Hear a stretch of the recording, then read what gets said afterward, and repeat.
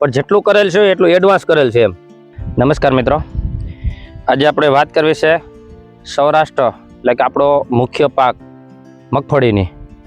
તો ઘણા વર્ષોથી આપણે મગફળી વાવતા હોય અને હજી મગફળીનો સતત ટૂંકમાં આપણે વાવેતર વિસ્તારને બધું વધતો જતો હોય, કારણ કે કપાસનું વાવેતર ઘટ્યા પછી મગફળીનું વાવેતર વધતું એમ. આજે મગફળી વિશે આપણે થોડીક ચર્ચા કરવી છે એમ. આપણે જે ફિલ્ડમાં ઊભા છે એ આ ગિરનાર 4 મગફળી છે. આ મગફળીની અંદર શરૂઆતમાં આપણે રાસાયણિક ખાતરની સાથે માઇક્રા એટલે કે માઇક્રોરાઇઝા નાખેલ છે, કે જે શરૂઆતમાં શું કરે કે કુદરતી રીતે જે જમીનની અંદર આપણે જે બધી વસ્તુ પડી હોય એને છોડને ટૂંકમાં એને ખોરાક પૂરો પાડે એમ.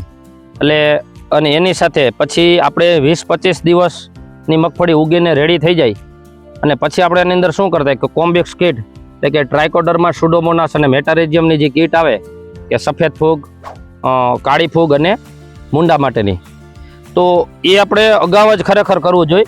કારણ કે ઘણી વખત એવું થાય કે આપણને જ્યારે છોડની અંદર ફૂગ દેખાય ને ત્યારે, અથવા છોડ સુકેલો દેખાય, છોડની અંદર આપણે થળિયાની અંદર જોઈ કે સફેદ સારી દેખાય, આપણે જોઈ જો અહીંયા કોઈ પણ જગ્યાએ આપણે મગફળી ઉપાડી, જો અત્યારે આ 100% ચોખ્ખી મગફળી છે. આની અંદર એવી કંઈ રાસાયણિક ટ્રીટમેન્ટ આપણે કરેલી જ નથી. રેડી? હજી નાની મગફળી છે, હજી તો ફાલે ફૂલે છે, કે નાની ઓલી કંઈ કરેલ નથી. પણ વસ્તુ એ છે કે આની અંદર શું છે, એક કઈ પ્રકારની કાંઈ ફૂગ કે સુકાઈ ગયેલો છોડ કે સફેદ ફૂગ કે મુંડાનો કોઈ પણ પ્રકારનો એટેક નથી. અને આમાં કોઈ પણ જગ્યાએ આ વસ્તુ માટે રાસાયણિક ખાતર સિવાય શરૂઆતમાં રાસાયણિક એની કાંઈ ટ્રીટમેન્ટ આપણે કરેલી નથી. એનું કારણ છે, જો શરૂઆતમાં જ આપણે આવી વસ્તુ નાખી દેતા હોય, આવી કીટ નાખીને બેક્ટેરિયાથી જોઈને આપણે એનો કંટ્રોલ કરીએ, તો એનો મતલબ એ થાય કે જમીનની અંદર જે ફૂગ શરૂઆતમાં ઉત્પન્ન થતી ને ત્યાંથી જ એનો નાશ થાય એમ, અને કુદરતી નિયંત્રણ થાય. ખરેખર આપણા ખેતરમાં હોય જ, પણ એનો સતત આપણે રાસાયણિક ખાતર અને આ ફૂગનાશક દવાનો જમીનમાં રાસાયણિક દવાનો બધો ઉપયોગ કર્યા પછી એનું કારણ છે કે બધી વસ્તુ ધીમે ધીમે ઓછી થઈ ગયું. એના લીધે આપણે શું થયું કે જે એની રોગપ્રતિકારક એની અંદર જે ફૂગનું આપણું જમીનમાં પ્રમાણ હોય એવું ટ્રાયકોડર્મા, સુડોમોનાસ જે મિત્ર ફૂગનું એ ઘટી ગયું. એટલા માટે અગાઉ જ નાખી દેવાની કે જેથી કરીને ડેવલપ જ ન થાય. બાકી આપણે જ્યારે ખબર પડી હોય ત્યારે એનું ખૂબ જ મોડું થઈ જતું હોય એમ.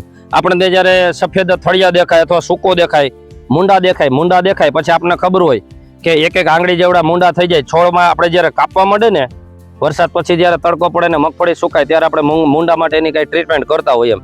પણ ત્યારે તો ખૂબ જ મોડું થઈ ગયું ને. આ પાક એવો છે કે આની અંદર કદાચ રાસાયણિક ટ્રીટમેન્ટ કરવી પણ બહુ અઘરી થઈ જતી હોય એમ, અને ખૂબ જ મોંઘી પડતી હોય. અને એક વખત આવી રાસાયણિક ટૂંકમાં જંતુનાશક દવાનું બધી ટ્રીટમેન્ટ કર્યા પછી શું થતું હોય કે જમીનની અંદર ખૂબ જ નુકસાન થતું હોય એમ. જેવી રીતે આપણને ખબર હોય કે માણસને કેન્સર થાય તો શું કરે કે એની અંદર આપણે ડોઝ આપે એમ. ડોઝ આપે તો ડોઝથી તો કેન્સર મટાડવા માટેથી શરીર આખું પાછળથી બધું ખોખલું કરી નાખતું હોય એમ. તો સેમ વસ્તુ આમાં એ છે કે જો શરૂઆતની અંદર જ આપણે કદાચ રેગ્યુલર પ્રમાણમાં આપણે જે પાછળથી ફૂગ આવે ને તો પાછળથી 1 વીઘે 1 કિલો આપણે બેક્ટેરિયાને એવી ભલામણ હોય એમ, અને છતાં એનો કંટ્રોલ ન થતો. એની જગ્યાએ જો અગાઉ આપણે મગફળી ઉગીને તૈયાર થઈ જાય અને 2.5 વીઘે કિલો જો આપણે શરૂઆતની અંદર આવા બેક્ટેરિયા નાખી દઈએ, મુંડાના છે, સફેદ ફૂગના છે અને કાળી ફૂગના છે, તો એને ખૂબ જ રાહત થતી અને સરવાળે ખર્ચામાં બહુ રાહત થતી હોય એમ.